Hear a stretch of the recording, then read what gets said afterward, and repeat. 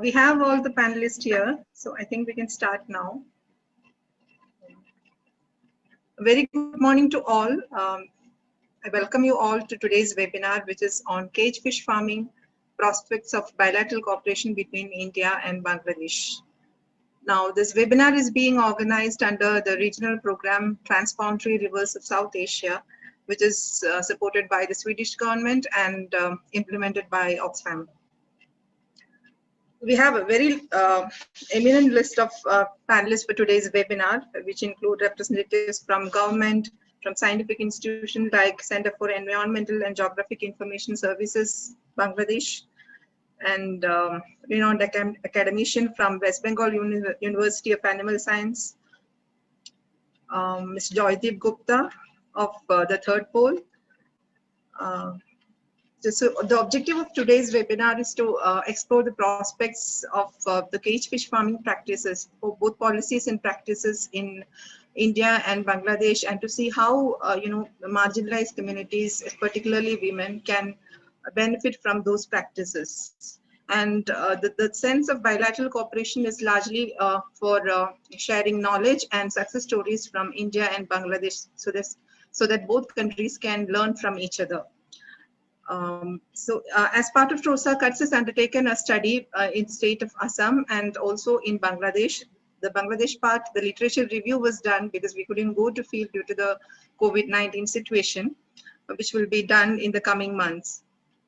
So our team members, Mr. Saurabh Kumar and Srijada Dev, both of them will be giving a brief presentation of the study undertaken, following which we will hear the reflection of the panelists on the presentation.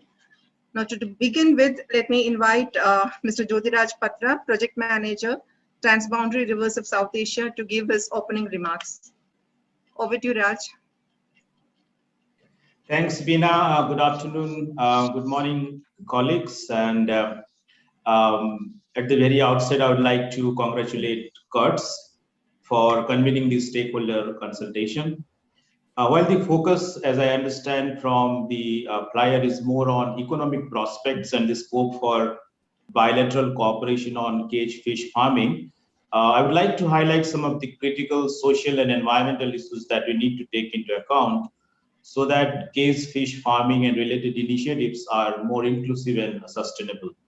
So as part of this, I would like to focus on three key aspects. The first is inclusion. The second one is more on innovation, and the third one is integration. Just to begin with, why inclusion very important, as Pina, you already pointed out, focusing particularly on the livelihood and more so for the women communities. As we know, many of the small-scale fishers are engaged in traditional aquaculture. It is critical to ensure any new cage fish farming initiatives and related investments are more inclusive. Because an inclusive system takes into account the existing rights of the communities, including those from indigenous groups to wetlands and rivers and other ecosystem services, which are vital for fisheries. One thing we need to take into account there are apprehensions in many sections that such big investments or infrastructure projects, particularly around cage fish farming, if communities' rights and livelihood options are not taken into account, this could gradually lead to privatization of natural resources like freshwater bodies, rivers and lakes, and subsequent marginalization of these communities who have been dependent on these wetlands for their survival and livelihood. The second important aspect related to inclusion is the investment technologies and market opportunities offer many livelihood opportunities, but it should also ensure that communities are able to meaningfully participate in the decision-making process on cage fish farming. And in addition to their participation, it is important that the cage fish farming initiatives, either in India, Bangladesh, or any kind of bilateral investments and initiatives, also takes into account other human rights of communities, such as right to food, decent work, and also ensure that those are considered and offered while planning these investments. There are good practices on such inclusive and human-centered aquaculture systems, and As part of this consultation and follow-up work, we should look at these to understand the approach. Gender, as Bina, you already highlighted, role of women and other gender minorities are very critical in terms of ensuring they are able to benefit as investors, entrepreneurs, and workers across the cage fisheries value chain. Moving on to the second aspect, I think just wanted to highlight the scope on innovation. I think the scope for innovation, as we are just discussing this, the cage fish farming, it's immense. Cage fish farming and aquaculture involves a lot of technological and financial inputs, such as design of fish cage, mostly a steel and high density polyethylene, propylene, energy input, fish feed, etc. And I think Saurabh is going to highlight some of those.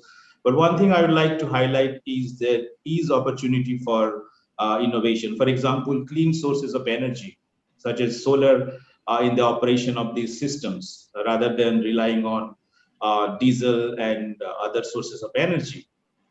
The second could be waste recycling, because one of the key concerns around such farming systems is around waste that is unmanaged and also released to the nearby aquatic system, causing pollution, including transboundary pollution in cases where you are talking about such systems being put in transboundary rivers. So I think waste recycling and resource recovery is another area where there could be a lot of innovation, particularly reducing the ways of use of plastics and looking for alternatives. The other important innovation I'd like to highlight, because financing is very key for these initiatives. So there is the scope for financing in innovation in financing, particularly related to microfinance and insurance, which is available and accessible for small producers to mitigate various risks in cage fish farming. Certification of sustainably harvested fish could be another innovation, the market innovation, enabling more market opportunities and in turn benefiting the fish farmers and cooperatives. There are many other technological innovations. I think colleagues from SEGIS and Bangladesh also highlight particularly those around machine learning that are being effectively used to monitor such aquaculture's production, but also the value chain performance, including transparency and traceability across the cage fish value chain. So there is definitely more scope on innovation. The third important aspect, as we are talking about bilateral cooperation, I would like to highlight is that of integration. Integrating cage fish farming as part of larger policy initiatives, in my opinion, like employment generation, food and nutrition security, natural resources management, climate change, and private sector investments at the local, national, and bilateral levels will help mobilize more investments and political support. For example, the ongoing global food systems dialogue is a great opportunity to further highlight the role of sustainable fisheries in our food systems. The second opportunities I saw is through the framework agreement on cooperation for development between India and Bangladesh, which was signed in September 2021.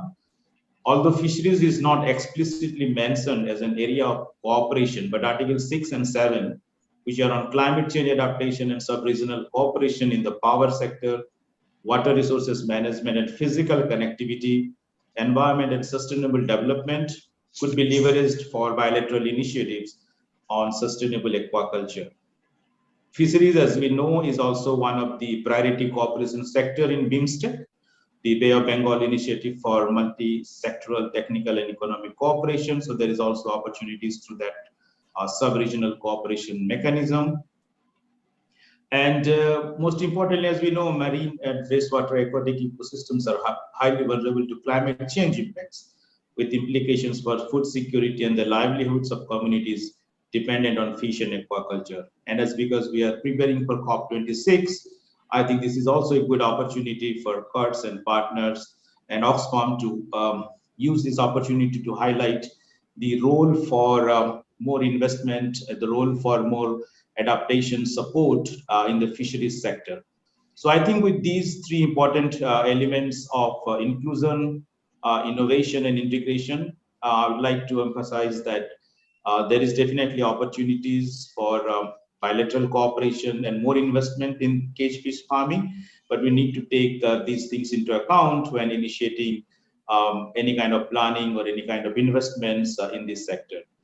With this, I would like to thank Kurtz and Bina, and I look forward to a very productive consultation and follow-up action on this. Thanks, Bina.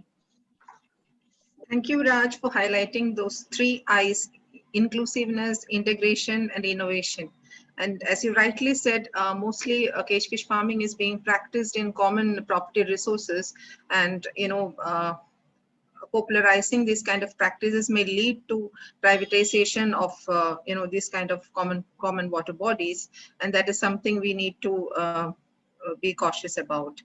Now, I'm sure that today's discussion will throw light much more on these aspects, all the three aspects which you have highlighted, because cage fish farming requires initial capital investment, which is it's quite high, though the labor cost is cheap for cage fish farming. Now, let's hear the presentation from Saurabh and Srijata. Are you ready with your presentation? Yeah. Yeah. Swiptish, can you share the presentation?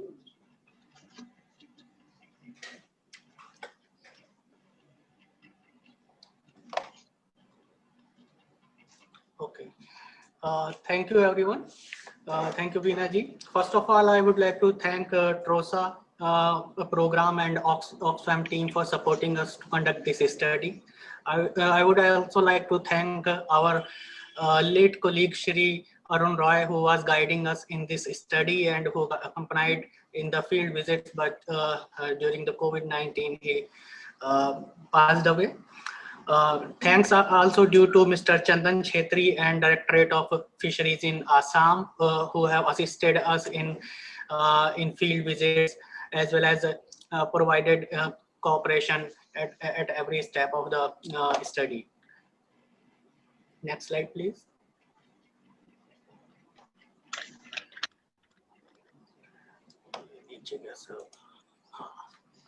The goal of the TROSA program is reduce poverty and marginalization of vulnerable river basin communities through increased access to and control over riverine water resources on which their livelihood depends.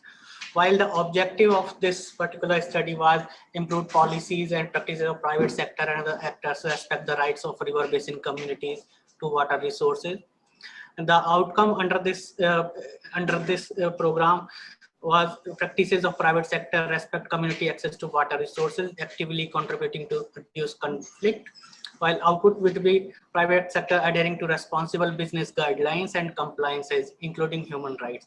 The methodology we adopted for this study include the literature review of published sources, secondary data collection from online sources and web portals, field visits to Bongaigaon and Nagaon districts in Assam, where we interacted with a number of stakeholders, including government officials, fishermen, etc. The cage fish farming culture is the technology of rearing fish from fry to fingerling size to marketable size, while the fish is captive in an enclosed space that maintains free flow of water between the cages and the surrounding water body. Advantages are it provides an alternate income source to fishermen, simplified cultural practices, simplified harvesting. It is also cost effective, resources use flexibility. Wait a minute, Satish. Resources use flexibility, multi-use resources, and low initial investment if we compare it with some of the other high-tech fish culture practices. Constants are poorly positioned cages can disrupt navigation or diminish the scenic value of the reservoir, particularly if it is implemented in the river. Poorly placed cages may alter current flow and worsen the sedimentation. Cages with inappropriate intensity may lead to eutrophication owing to the spillover of unconsumed fish feed and fish waste to the surrounding environment. Thank you. Next slide. Concerns related to fish are fish feed must be nutritionally adequate and fresh. Fish diseases are a common problem in cage fish farming. Wild fishes, turtles, and fish-eating birds can harm the cage fish unless proper precautions are taken. Water quality is necessary for efficient cage culture, particularly low dissolved oxygen are common in cage culture. Vandalism and poaching poses severe challenges to the cage culture. It is far from the village. Socioeconomic concerns are large reservoirs are usually owned by the government and fishing activities are conducted in these reservoirs, considering these water body as common property. Resources with free access, fishes produced in these reservoirs are thus considered natural resources. Local fishing community assume primary right over these. Thus, cage culture can thus adversely impact the interest of local fishermen by restricting their access to the fishing ground, obstructing their pathways and contributing to decline in fish catch. Thus, it becomes imperative to ensure that the expansion of cage culture does not impair the livelihood and income of local communities. Thank you. Next slide, please. Cage fish culture in Assam. Fish occupies an important place in the lives of people of the state, and fish farming has been one of the common activity in rural areas. Thus, fisheries sector is considered as an important economic activity in the socio-economic context of the state of Assam. Horizontal expansion in the fisheries sector is being accomplished through creation of new pond and reclamation and renovation of existing areas, followed by fish culture. Vertical expansion is given through productivity enhancement with adoption of improved and advanced culture practices and better and sustainable management practices. We visited two sites of the cage fish farming projects, which are at the pilot stage by the Directorate of Fisheries in Assam. One is at the Koliabor. Under the Chief Minister Samagra Gramya Unnayan Yojana (CMSGUY), the State Fishery Department has installed floating fish tank with the help of fiber reinforcement plastic floating modular units. Each modular tank is of the size of 18 to 6 m. The required floating modular buoys have been procured from Chhattisgarh, where in the state of Chhattisgarh, the practice is already being implemented.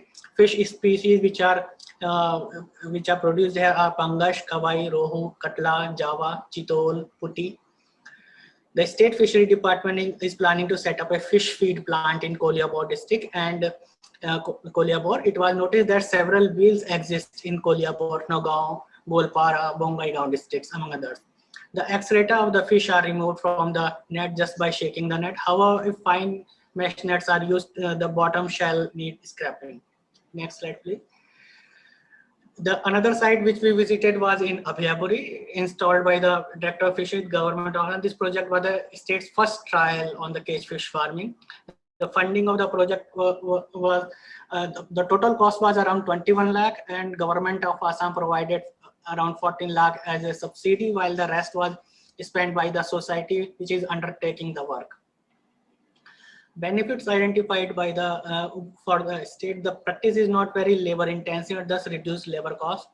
Further, it has huge scope for women engagement in the practice, given its simplified procedure, particularly if it is given to a women's society or a local community body.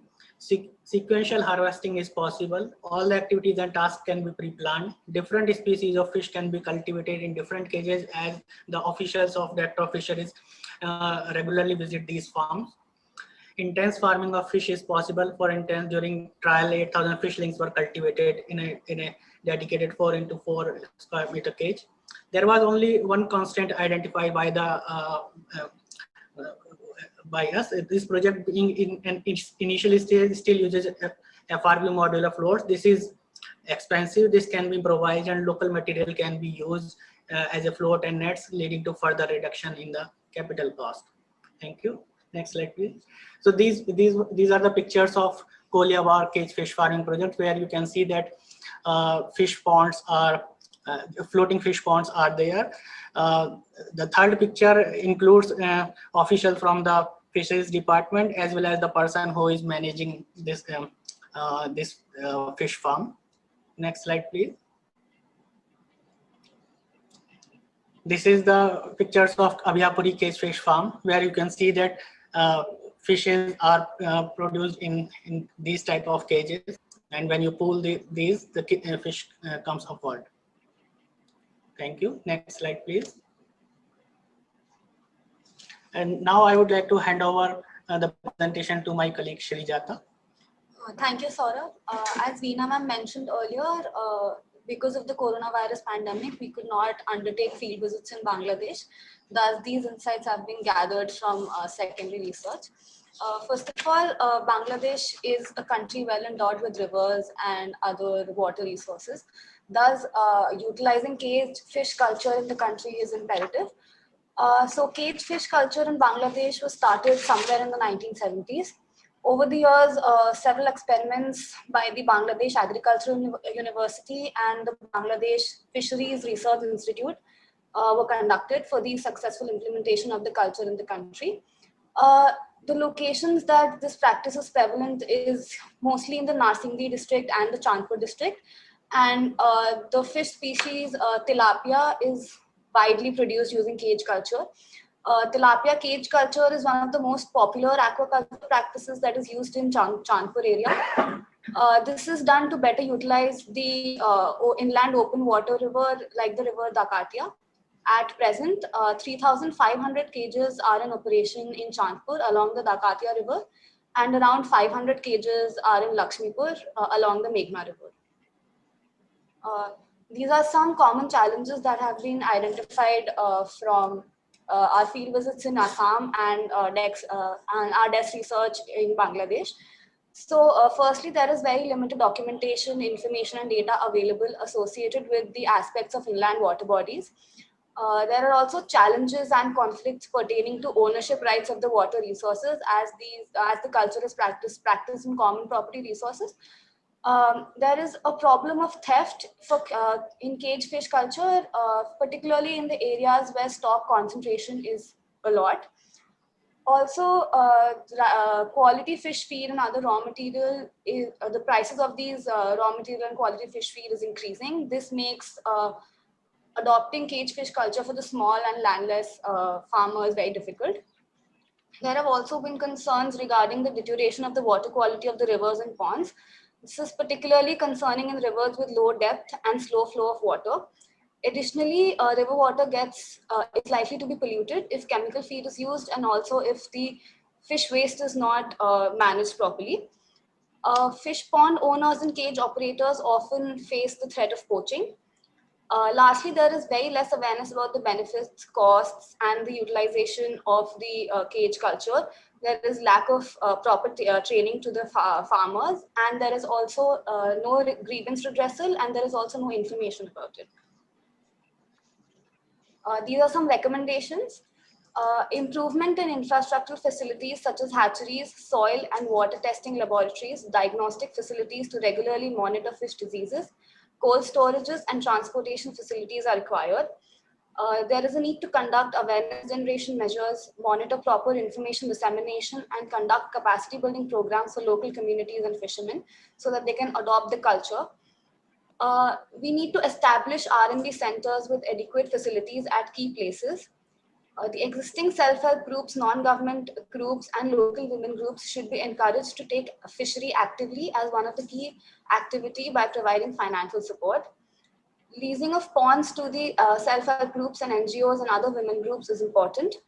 Conducting cage fishing and regular fishing collectively to empower collaborations will reduce conflicts and increase training and advertisement programs.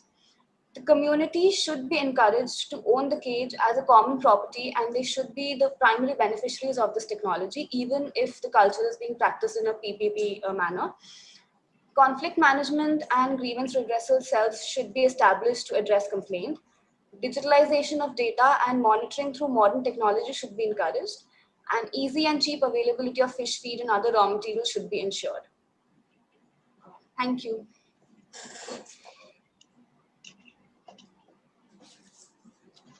Thank you, Saurabh and Srijata, for the presentation. Now let us hear from Mr. Mohammad Mukhtar Zaman he's Senior Specialist, Center for Environmental Geographic Information Services. First of all, I would like to thank you, sir, for confirming your participation in a short notice in today's webinar. We would like to hear your quick reflections on the presentations done by our colleagues, and also the status of cagefish farming in Bangladesh. As highlighted in the presentation, it's mostly practiced in close water bodies in India, whereas in Bangladesh, the literature shows that it is even practiced in river systems. We would like to hear from you how this does it exclude small players, small fisher folks when it comes to fishing rights? And is there any issue of pollution, especially pollution of river ecosystem, and any challenges with the ongoing navigation practices, because this is done in the flowing river systems? Over to you, sir. Thank you very much. Thank you, Lina.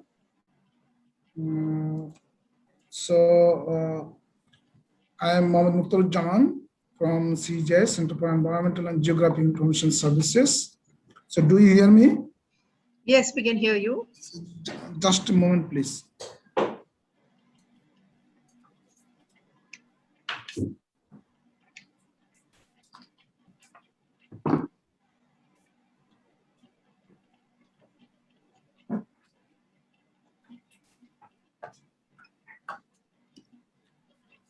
Sorry. Firstly, I want to highlight some statistics in the case culture in Bangladesh. Then I will let you know your queries answers. So in Bangladesh, case culture, rightly pointed, it is started in 1970. But it's a very preliminary stage and experimental stage, you can say. So different experiments have been conducted by line agencies and Department of Fisheries and the research agency like Bangladesh Fisheries Resources Institute, and in different parts of the rivers and different parts of the lakes they have used, but sometimes they have failed, and in some cases they have achieved the goal. And finally, in 1995, the case culture, it's CARE Bangladesh has taken an initiative to expand the case culture, aquaculture, and now it is the present condition. If you see, case culture area now 176,000 cubic meter area. So you can say in hectares, 17.6 hectares area in Bangladesh. It is case culture activities going on, and nearly 10,000 cages are operating in Bangladesh in different rivers. So mostly in Bangladesh, flowing waters has been selected because in the flowing water, the case culture is better, performed better in terms of pollution, in terms of quality fish. So nowadays it is also doing in the lakes also. So in Bangladesh, it is already the harnessed production is 3,800 metric ton in 2018, and in the last year it is in case of area, it has been increased 0.47 cubic meter of area. That is almost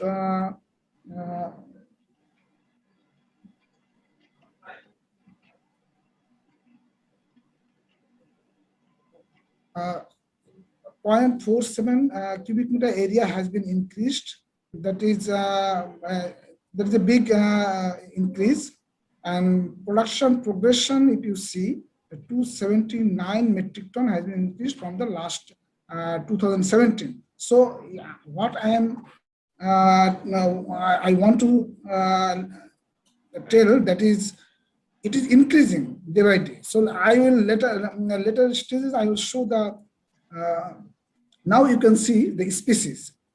So and production trend. So major species, the target species in Bangladesh is Nile tilapia and climbing parts. That is locally we call it koi mas, and catfish, and some prawn also practicing. So other fish also practicing, that is small catfish like tangra. These are also practicing, pabda practicing. So if you see the trend from 2014 to 2018, it was progressing the number of, in terms of number of cases, also in terms of production. Though productivity is in some cases it is fluctuating, but it still it is increasing trend.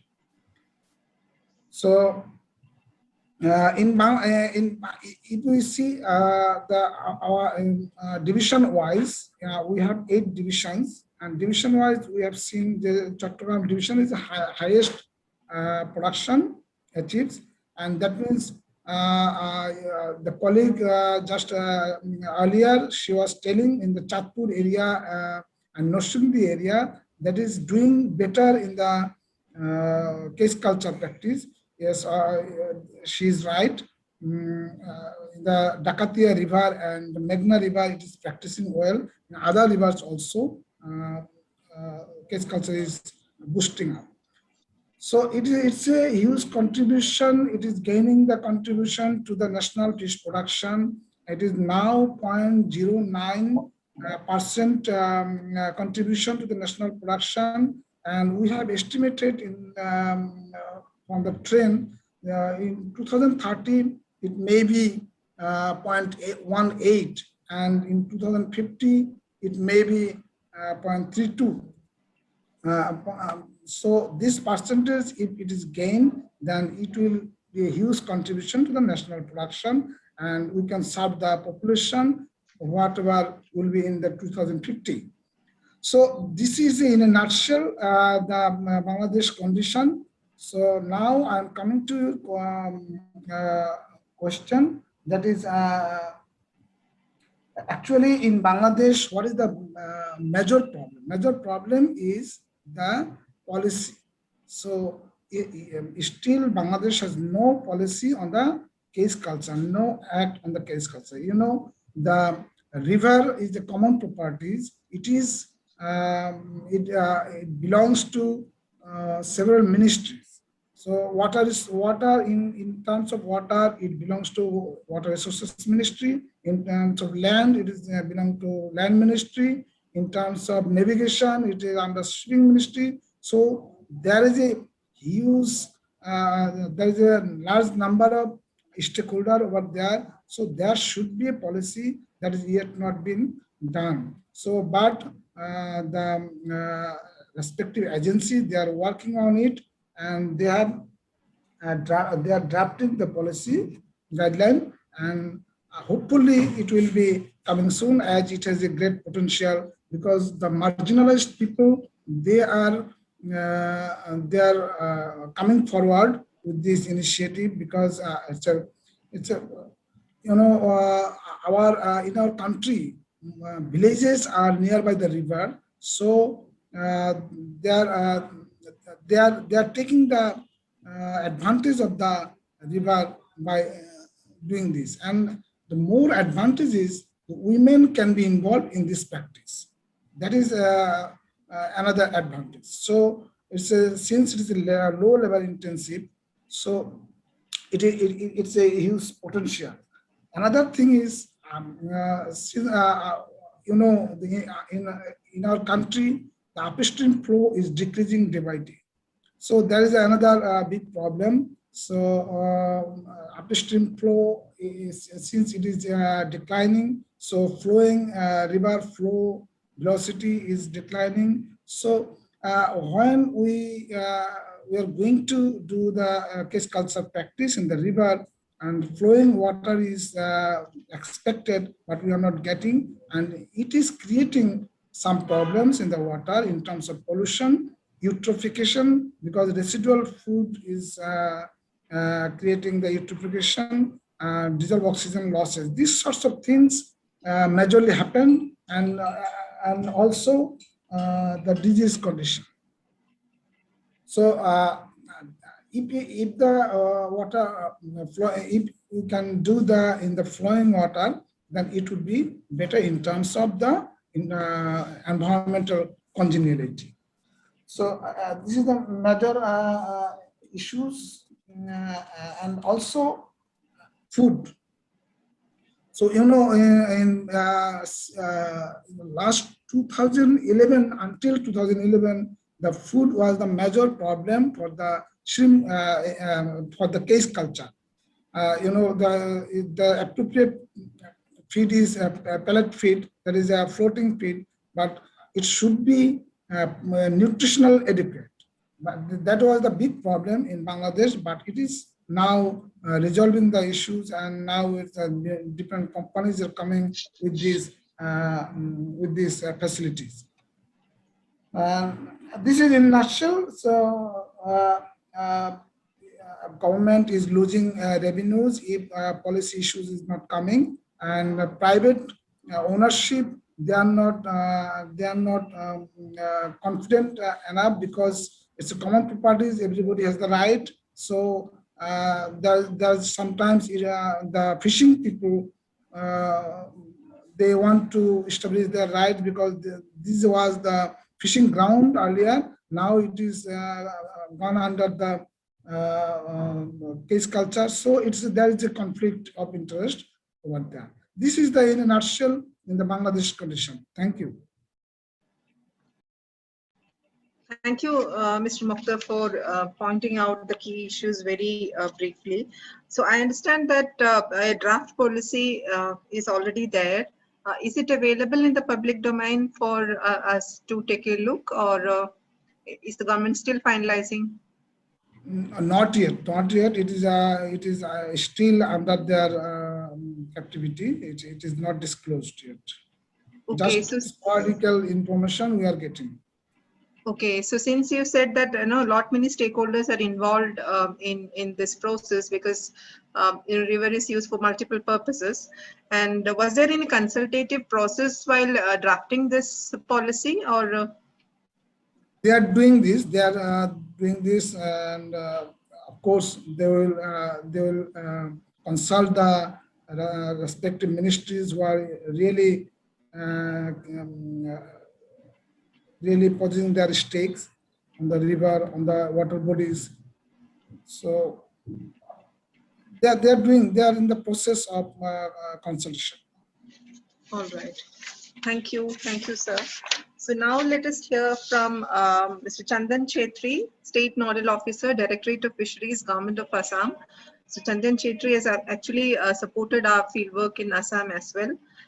Sir, now we have heard from the Bangladesh side that cage fish farming is mostly practiced in flowing river system, and Mr. Mukhtar has already highlighted that such practices in flowing river systems are much more productive, whereas in Assam we are following it in the closed water bodies.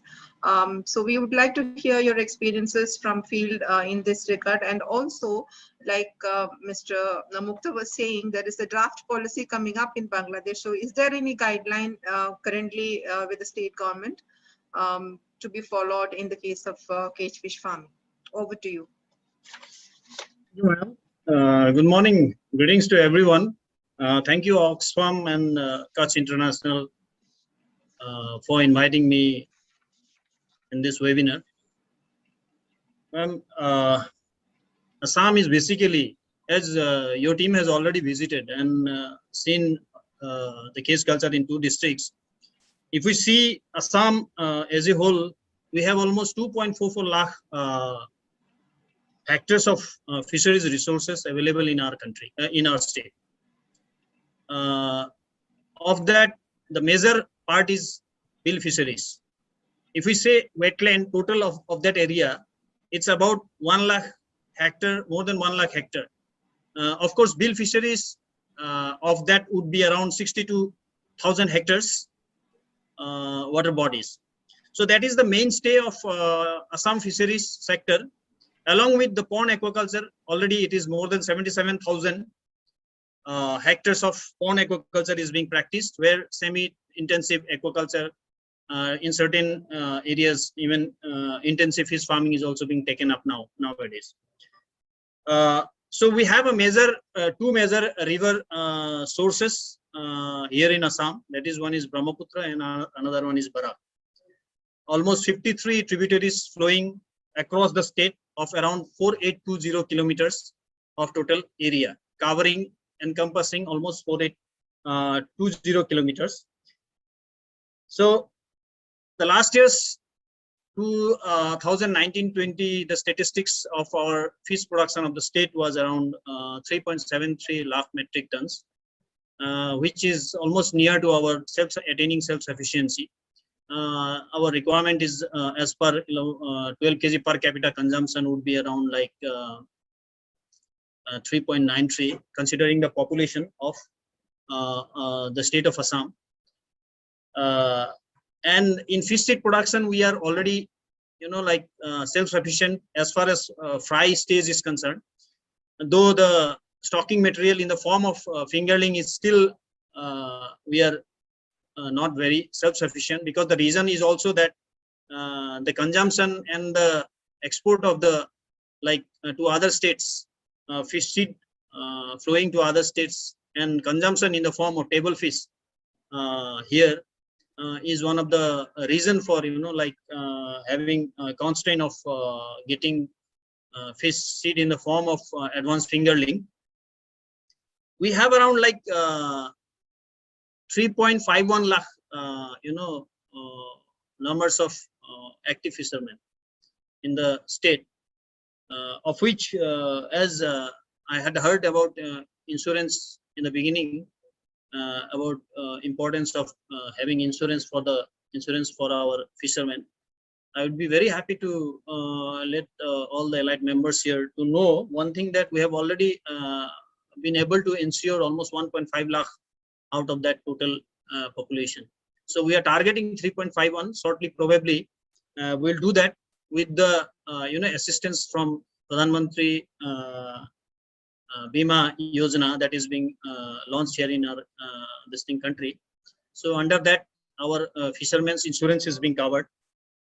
Around, if we say as per Government of India report, then we have around casual, part-time and others. If we along with the active fishermen, we have around 25 lakhs of fishermen population in the state. So that's a huge number. So we have a lot of potential also as far as it is concerned. So in the form of cage culture in Assam, practice as far as research institutes and was, if you see that, then we can go back to 1977 only, when it was CIFRI had done it in Pitkai bill in Hojai area, with fixing of fixed bamboos of air-breathing fishes was done long back. Then in 1999 and 2000, these floating cages have been practiced on by CIFRI at Samaguri bill in Nagaon district, was adopted, was done, and that was successful in, the CIFRI had come up with results of it is possible in bill areas to rear fish up to fingerling stage very well growth, and then you can release it to the bill fisheries.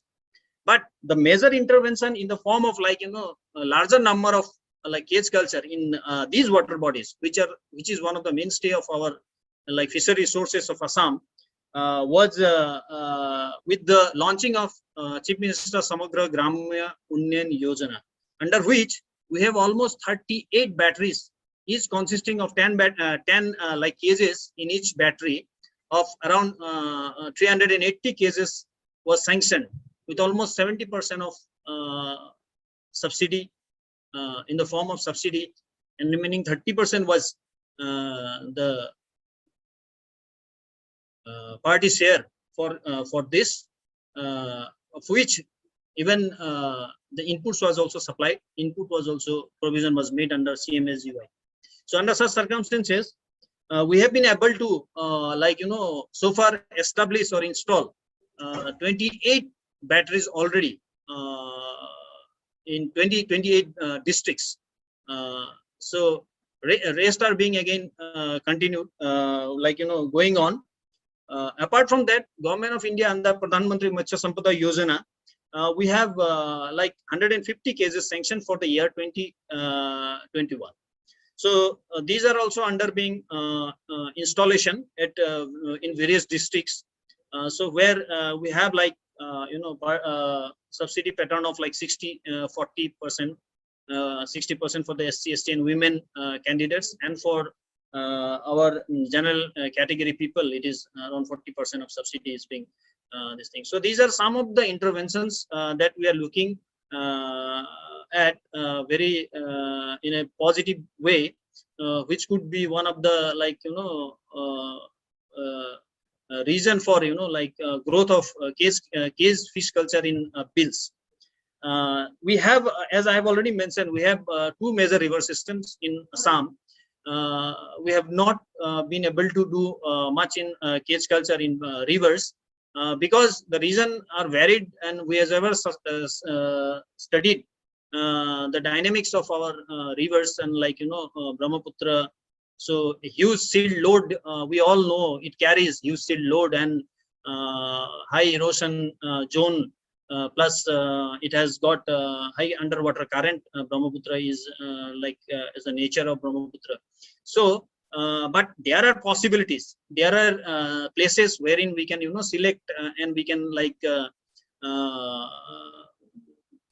select the site where our cages can be installed in the loops and some shallow regions where these currents and silt load are less.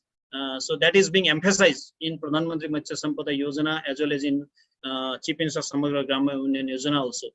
Because under CMSGY, the second phase has started. The first phase we had got 15 batteries of cages. Then we again got based on the success of that, we again got around 23 batteries of cages. So altogether 38 cages we have got sanctioned, and it is under the process of installation. As 28 already we have covered.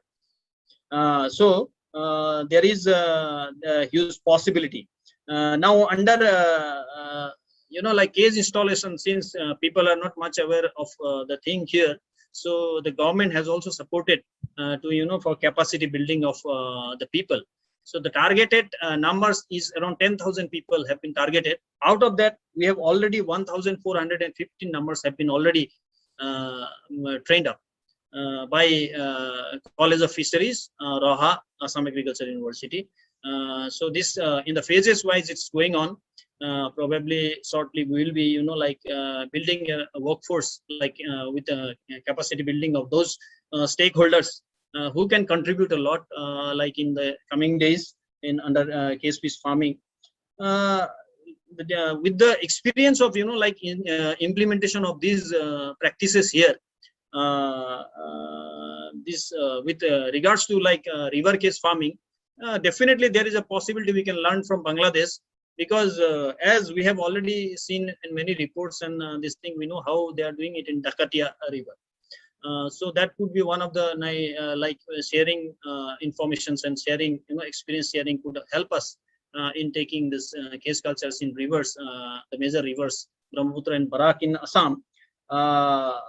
Issues during our last experience, what I would like to just share with elite members here is the modular cage has been mentioned, and it is a fact that the cage modular cages SDP cages are quite a little bit costly, and there can be some alternate arrangement because there has been some experimental kind of thing in Assam where Brahmaputra is behaving in such a manner. We have got certain catchment areas where river gets the river water, monsoon water, gets stagnant and accumulated for around 3 to 4 months, which is seasonal. It exists as a seasonal bill, but the duration is very less. So I know one Mr. Jyotish Das. He was an engineering graduate who used to come from this Sadirkhal area in this Kalain district of Kasar, where I was posted then.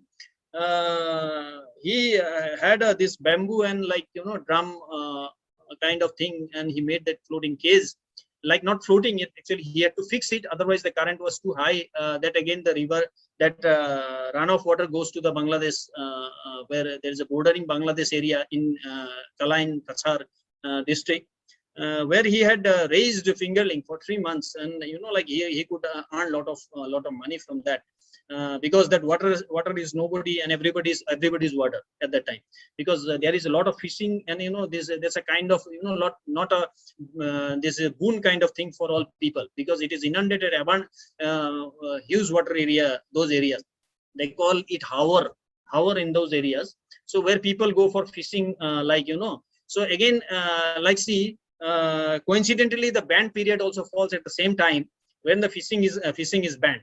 So this could be one of the alternate arrangement for the people with small assistance support, where they can rear fish in those areas, or fingerling, or in the form of fry, because the breeding season is also coincides with that, and that could be one of the alternate livelihood for them. So this has been tried, with bamboo, and even like here some using this PVC pipe and PVC drum, they are doing it. That we can see in Bangladesh a lot, even in Vietnam it is there.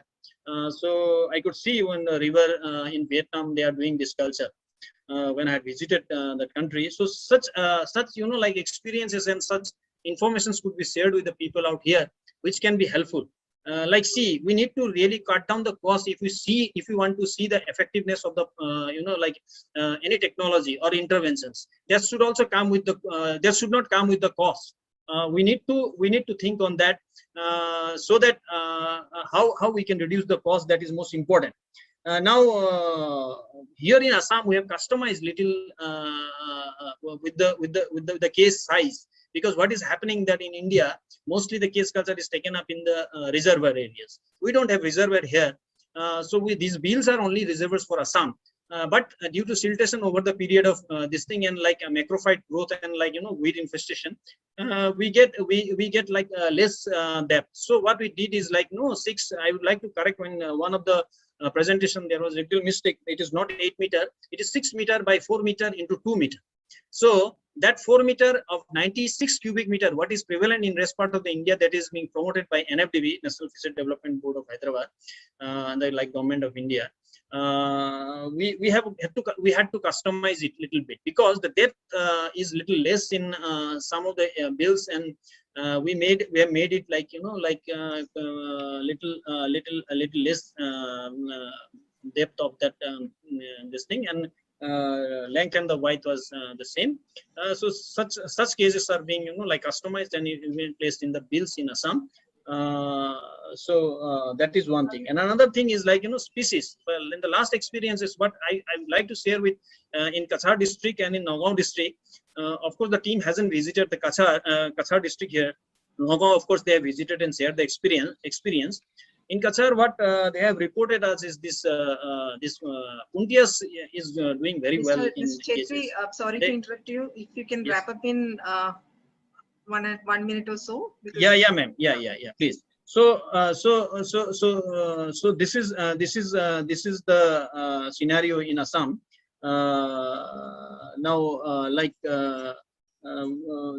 some of the finance, particularly microfinance, as it was mentioned, I would like to just inform here that KCC has been launched in India by Government of India. This KCC under fishery has been given the agriculture sector. It was covered under agriculture sector only, but the KCC has been now extended to even fisheries farmer. So that microfinance could help, definitely help. We have a lot of KCC funding here in Assam under Government of India's program of covering maximum KCCs. We have done that, so that is always there. Apart from that, so many schemes are being implemented here in Assam, where the stakeholders and the communities of bill fisheries and cooperatives can take advantage and utilize the benefit out. So definitely, with this, I would like to conclude, because it's the time is not much. So any panelists can if have questions, and then we can interact definitely. With this I conclude. Thank you. Thank you, Mr. Chetri, for highlighting the cage fish practices that are being followed in Assam, about the schemes and other capacity building programs. I'm sure that more people, if they indulge into such activities, would be helpful for their livelihood. As you rightly pointed out, this could also be an alternate livelihood opportunities for those people, especially during the ban period, because it synchronizes with the culture period for the fingerlings as well in cage fish farming. Now, let me move to Mr. Supratim Chaudhary, of Associate Professor, West Bengal University of Animal and Fishery Sciences. So West Bengal is another riverine state, and now we would like to hear you on your thoughts on the prospects of cage fish farming in West Bengal. Over to you, sir. Yeah, good morning, madam, and very good morning to all the panelists. Good morning, Chandan. How are you?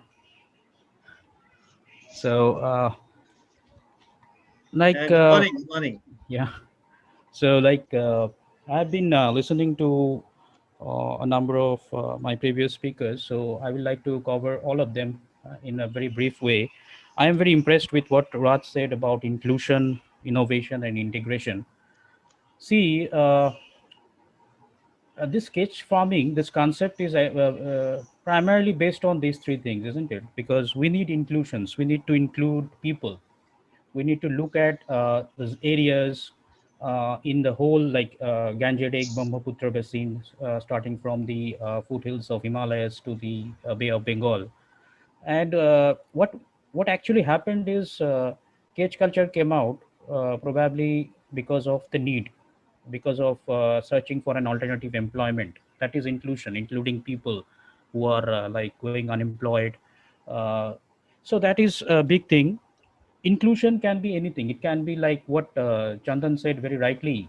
In Assam, it's a different topography. In West Bengal, it's a different topography. Now, this even on the other side of the border, if you look in Bangladesh, I believe that we share, both the countries share almost identical topography, starting from the South Himalayan part to the south. So cage culture will be an innovation in each of these places. Like in Assam, you reduce the depth to 2 meters because you have siltation problem. That is not the case in western part of West Bengal, because there we have arid regions where there are reservoirs built by international labor organizations. There is no issues with siltation, so there you can go for 4 meter depth. So that is not a problem. Again, when you go further down, where the area where I am working on, that is the marine sector or the estuarine regions, again you face this problem of siltation, particularly in the Sundarban deltaic regions. So again, there you have to go for your own modifications. So that is innovation. That innovation is necessary in every step of the program. What Srijato said, like cage culture could be a problem for navigation and eutrophication. Yes, it can be a problem, but then you need innovations. See, what Raj also said, like certification can be an innovative part. See, now we know that people are looking for organic products. So why don't we go for like organic system of farming? Because cage culture offers us that benefit. It is a closed system. Everything is under your control. Whatever you're feeding, so you can do that also. So you can go for a better certification programs. You can even get your product exported. Choose fishes. I think it is very important to choose rightly what species to be cultured. Go for high value fishes, because see, your investment is very high. HTP cages, what Chandan is rightly pointed out, it's very high. You need to like innovate again on that issue.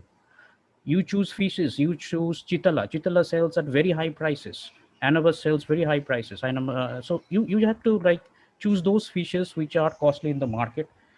Maybe you can get it. You avoid your feed. Don't go for commercial feeds. No need, because we are not sure what is in there. You make your own. You give organic feed. So that is what we need to explore. So cage culture offers us this wide area of exploring. Regarding cage designs and all, see what Sujato said, like it may be a back to look in a reservoir or area. No, it's not like that. You integrate the system with the tourism as well. Do it. See, in Purulia district, what we did, what the block development, Purulia district is in the western part of the state of West Bengal. It is an arid region. There in a block means community development block or tehsil is what we call in this part of the country. So there what the block development officer did is to integrate some cages, and what he wanted to promote is like people who are going there as tourists, they can actually have their own fish harvested by themselves from the cages. Now it is good because if you put a tourist and ask him, okay, you go and harvest a fish from a reservoir, it's very difficult. The whole day will sit along. You won't get a fish. But in a small cage, you ask him to sit on the side. If he cannot catch with the angle, give him a scoop net, he will get out a fish and he will be very happy. He will be ready to pay you any amount, like whatever you fix. So that type of innovation. So don't take it as a constraint to the scenic beauty of that place. You integrate it with the tourism part. So that will be very nice of it. Regarding the policies, yes, see, wherever there is civilization, wherever there is development, there will be a constraint to this type of culture systems because there is navigational waterway. If you go along the Sundarban Deltaic region and up, you will find Hooghly-Matla estuary. Now, Hooghly is the entry point for two major ports in West Bengal, in India, I would say. So like Haldia and Kolkata. So you cannot do anything on that zone. So up till Kolkata, you won't find a single place to put the cages. It's not possible. It is only in regions where there is less development in terms of industries, in terms of navigations, only there you can promote this type of cultures. And remember, where there is no development, there is an unemployment problem. So you need to address to that. Another issue which is common to Bangladesh and India both is the problem of tropical cyclones in the Sundarban Deltaic region. So both the countries have a lot of things to do to rehabilitate the 7.5 million people inhabiting in these Sundarban Deltaic regions. So see, the recent past, in a couple of years' time, we have faced Bulbul, we had Amphan. It has devastated a lot of area. So what have we thought in terms of fisheries? See, cage culture could give us an alternate opportunity. See, both the countries have huge brackish water resources and huge estuarine resources. We can utilize that for development of fish cage culture particularly. And as I said, yes, eutrophication is a problem in closed water systems, but in these estuarine systems where there is a tidal flow, you don't have a problem of eutrophication, but then you have mangroves, which is a very, very sensitive area. And so naturally you need to concentrate on your like how you are culturing. You need to reduce your carbon production. What we do is we are promoting the practice of cage culture in these estuarine belts, and we are including people, not individually, but we are trying to incorporate fish production groups and marine fishermen, because see, in our country we have rising prices of diesel. The trawlers cannot go out. Tropical cyclones are restricting the trawlers. We have banned seasons. We need to conserve hilsa. So where will this common fishermen go? They have to be given some alternative livelihood, and that is what we are doing. In our cages, we have solar system, we have solar panels to power our lights at night. We have increased the maize size. Why? Because we want that because see, Sundarban area is a natural place for so many species to breed. So we want them to enter into the cages so that my fish, whatever I'm culturing inside, for us it is sea bass, it is bhetki, what we call in Bengali, and Asian sea bass. So sea bass basically feeds on them. So that reduces my cost of commercial feeds. In fact, we don't use commercial feed at all because we are concerned with what the impact of that place, impact of this type of cultures on that place. We are doing that. Regarding another issue that Mukhtar has pointed out, it's the cage culture policy. Yes, cage culture policy, what I believe in Bangladesh, it is in the process of making, and in our country, in India, it's the same thing. It is already been drafted by Central Marine Fisheries Research Institute. And I think the draft policy is available because Veena Madam was asking about it. It is available, draft policy you can find. It is an open access thing. So if you type marine cage policy by CMFRI, it will be available on Google. And with regard to bringing the whole fisheries policy of the country, it is in the process of being framed, because all of these individual, groups or the expert committees had been submitted their reports, and it is in the process of being made. And the initiative was taken by National Fisheries Development Board. I think Chandan can give more input on that part, on that issue, and I hope it is going to take shape. And so that is all I think I have to say. And I have to say that we need some support from the government side. And I believe in Assam what happened, CMSGUI is that I think is just an excellent initiative by the government to promote cage culture. So every government on either side of the border should take this initiative to promote this type of culture system. Thank you. Thank you, Mr. Chaudhary, for highlighting very pertinent points, especially, I guess another eye which has come up in your discussion is of improvising the technology according to the situation, and integrating with tourism was another wonderful concept, and of course organic product, because that itself creates a high value market for the product. Now let's hear from Ms. Shanta Soheli Moina. She's Project Officer, Center for Natural Resource Studies. CNRS is also a ROSA partner.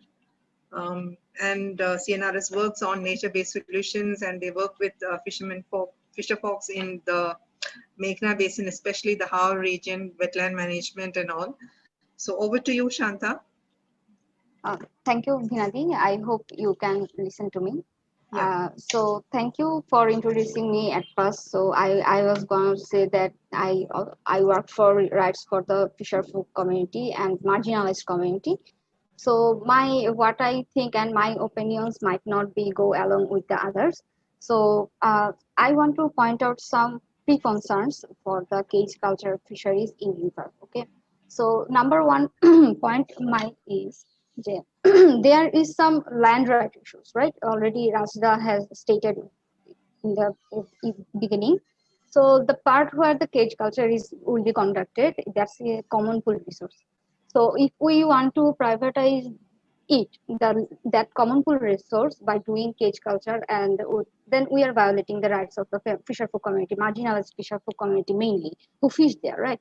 So if the rights are violated, so this is not an approach that I agree on, we agree on.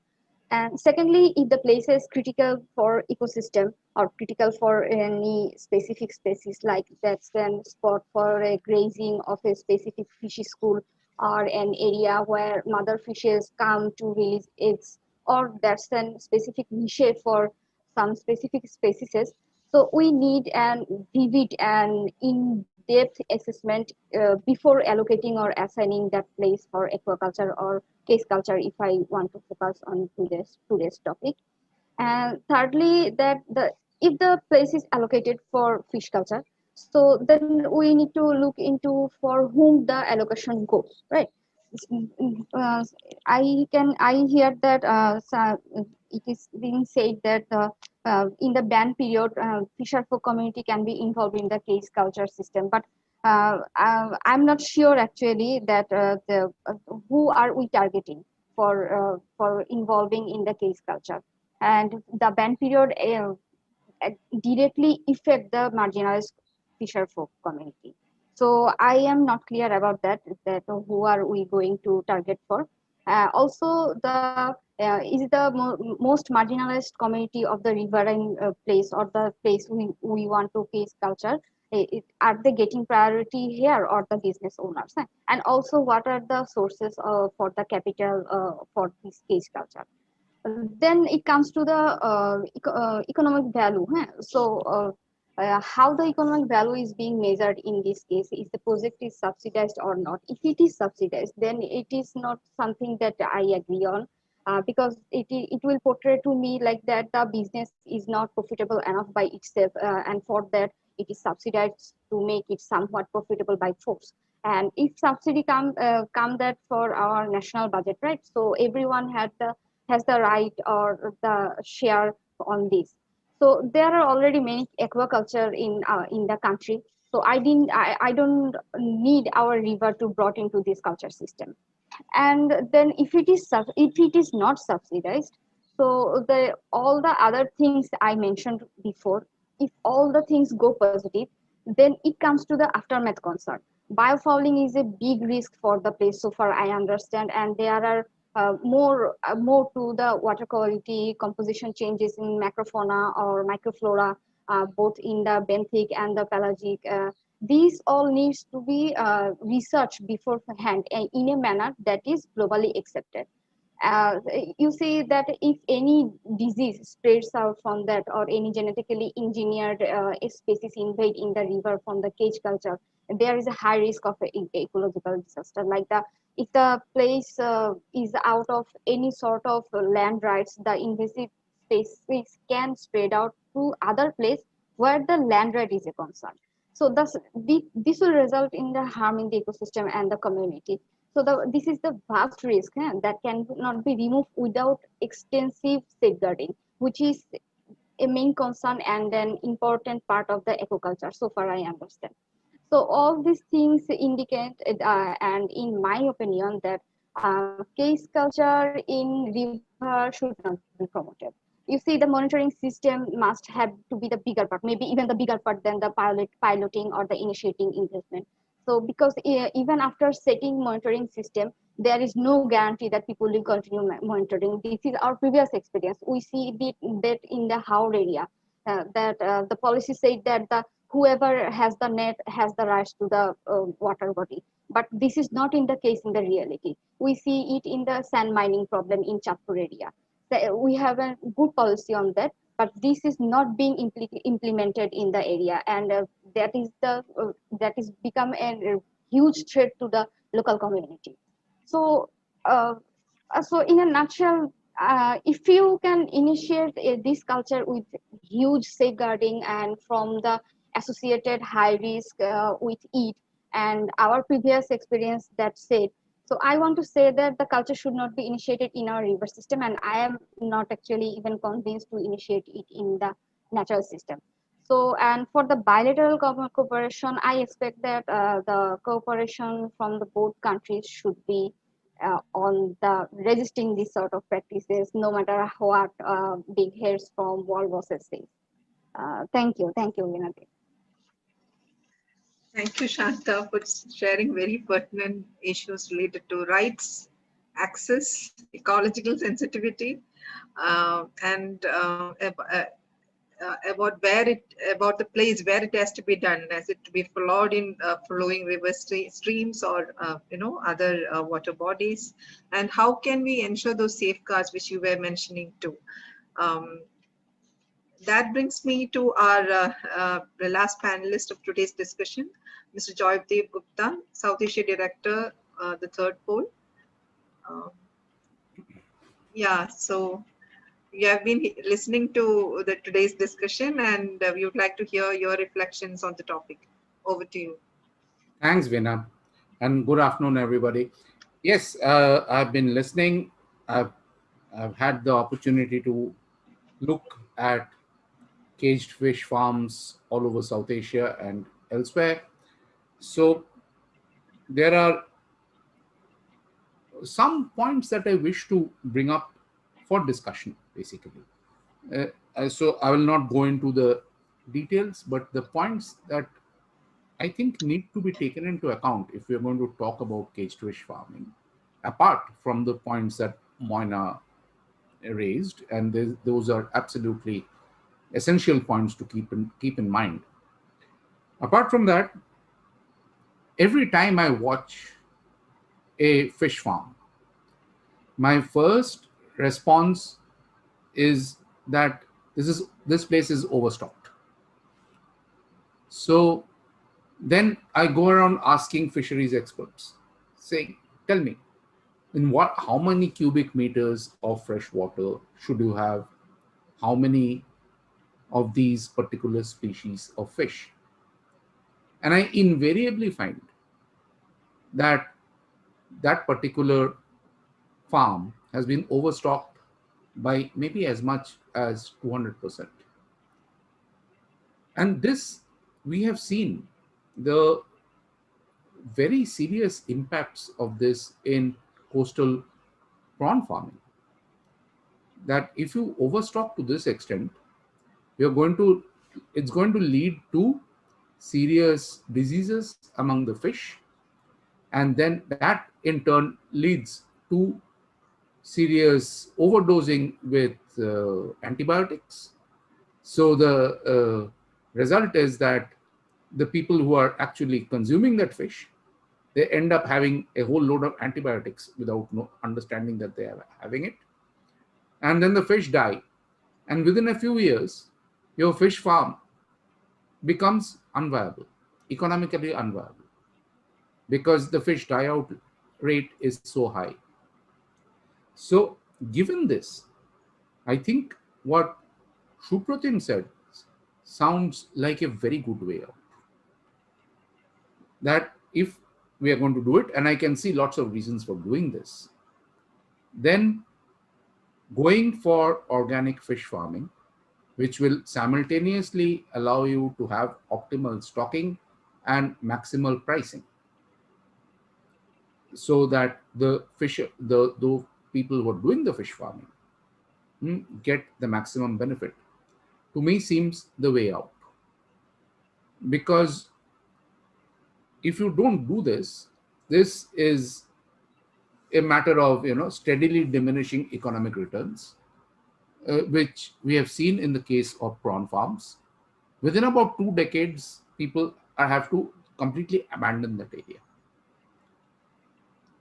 There are other problems with fish farming, as we know, as we have also heard today from sages, that if you are going to do fish farming in flowing water, then you are going to get into all those problems about who owns that common property resource.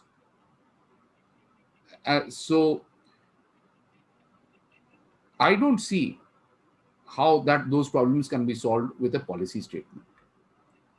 Yes, on paper governments can come up with a policy statement, but implementing that kind of a policy all over the waterways of a delta country like Bangladesh, to me sounds like a pipe dream. I don't see that happening. What I see happening is a repeat of the prawn farming story. People overstocking, people adding more and more medicines in a desperate bid to keep their fish alive. This affecting the health of the average consumer, this affecting the economics of the fish farmer, and then the fish farmer being forced to abandon the whole business. So this is not the way to go. There is a sustainable way to go. There is a sustainable way to go. Fish farming today is basically a descendant of traditional fish farming in this part of the world. Every bit of pond farming, fish pond farming, is effectively caged farming, because the fish can't get out of the pond, right? Unless there's a flood or something, in which case they could get out of these farms as well. So we have had very sustainable, traditional, closed loop fish farming systems. All of us know this.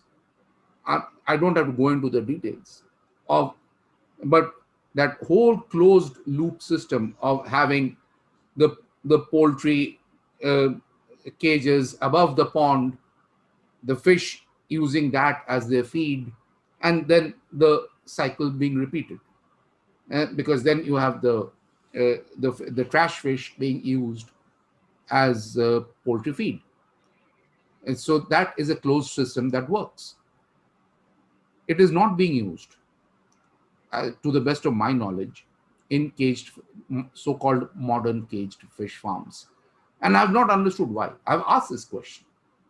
I've asked this question to people who are doing the caged fish farming, and I've repeatedly been told that they hadn't thought about it. Nobody had told them.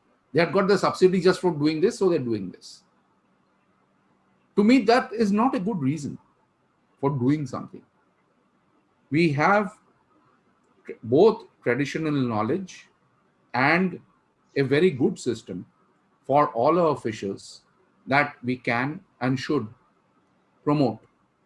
But if we do not take care of these issues, if we are completely taken up by the numbers game, that, oh, okay, we have given subsidies to so many lakhs, we have given so many crores in subsidies, and they're getting so many million tons of fish. If that is how we are going to count our successes, and unfortunately bureaucrats in both these countries and most countries of the world count their successes like this. If we continue to do that, then I'm sorry, caged fish farming is not going to be sustainable. Thank you. Thank you for highlighting that, subsidy-driven initiatives would lead to deterioration of ecosystems. As you rightly pointed out, we need to build on our traditional knowledge and expertise and work out innovative solutions like, organic fish production, organic cage fish farming or so. And we also need to see that organic fish feed is available in the market, like even the feed available now, it's chemical. So a lot of things have to be taken care of in the supply chain when we are talking about organic fish production. But anyway, it was very wonderful discussion today. Let me invite Mr. Avinash Singh, Program Quality and Learning Specialist, ROSA, to give his concluding remarks. Over to you, Avinash. Thank you, Veenaji, for giving me this opportunity to conclude this. I think this is a very wonderful session and very enriched and informative session, and I will not summarize it because it has a very enriched content, and that we all have heard from beginning from Raj, 3I concept to this to sustainable fish farming to the subsidy driven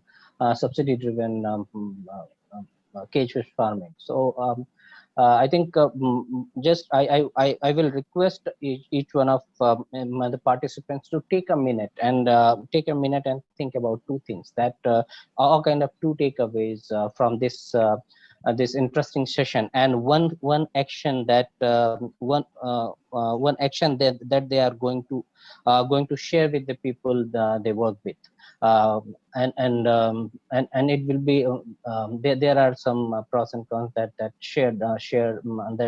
been shared with the participants by the eminent speakers. So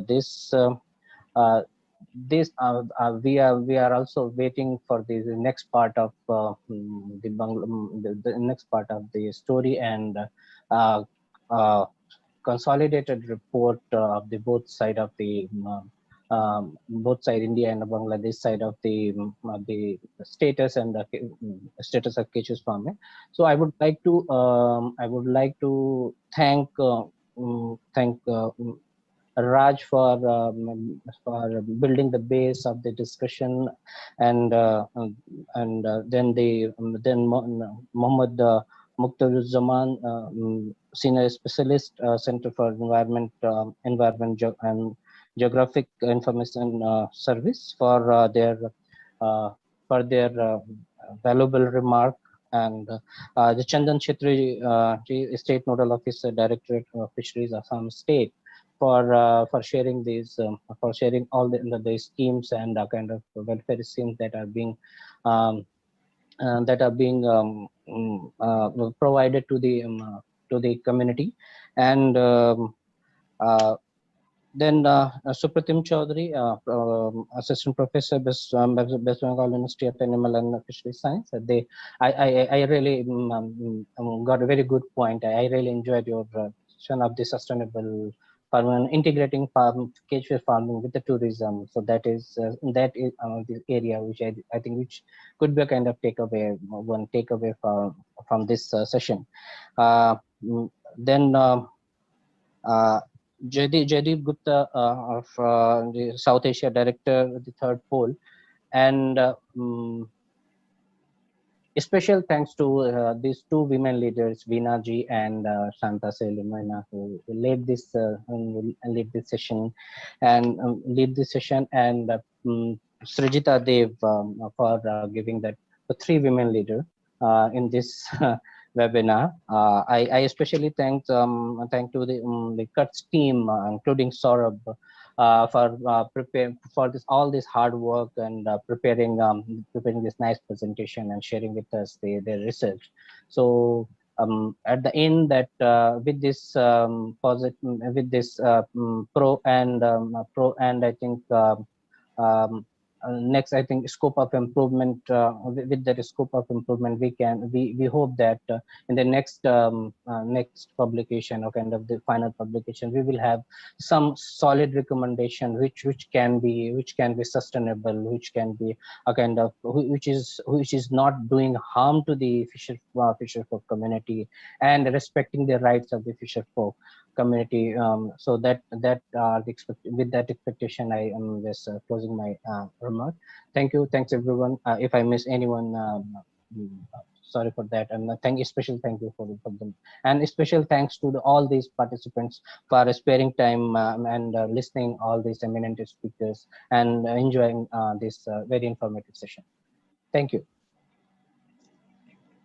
Thank you, Avinash.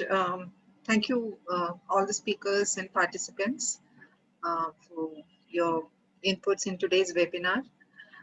So I have, before closing, I just missed one question which was, sent by Manovarda, which is cage fish farming in Bangladesh is so growing, and there are some places where navigable channel is encroached for fishing, and how to adjust fishing and navigation. So that is his question on this, and I request Mr. Mukhtar to respond on this. I understand that the policy is in the draft form, and Mr. Mukhtar, if you are there, would you like to respond on this? Yes, thank you, Veena. So actually, I also raised the same thing. In Bangladesh, it's a very small country, and people whatever they have to do within country, they have to use the resources as much as possible. So navigation along the river is very most of the rivers there is a navigation operating, and the river side the case culture is doing. It's very difficult to resolve these issues because there's some problem with this, and it is getting worsening because of increasing the case culture activities. So it's a really big problem. So policy, what can do? Policy in this regard, I think policy only can line up the allocate the land, allocate the site, allocate the area in the river side to resolve this issue. Otherwise, it's a very conflicting issues, and it is very difficult to resolve.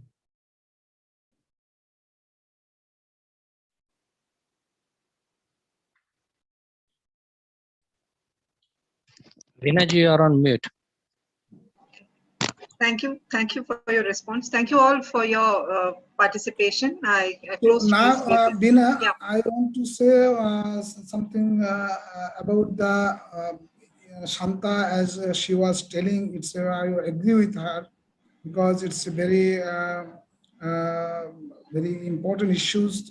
The ecological disturbance to the river or other water bodies. So I think it needs a vigorous collaborative research with the neighboring countries who are really doing the case culture in a large scale. How to resolve this, particularly the pollution related problems. So this should be, we should consider these issues. So if India or some other countries in South Asia, we can have some collaborative research, I think there should be a solution. There will be a solution of these issues. And these case culture, Mr. Joydeep was telling, I also agree with him that this should not be sporadic, and this should be systematic, and it should not be much more than whatever the land we have in ratio. So this is my proposal to all of you. Just there should be a collaborative research to resolve the problem. Thank you very much. Thank you. Yeah, collaborative research is definitely one area where we can look into, and that's why these kind of platforms, we create opportunities for experts from both ends to interact and see opportunities where they can collaborate in future. Thank you all, and thank you for your wonderful participation. Let me close today's webinar.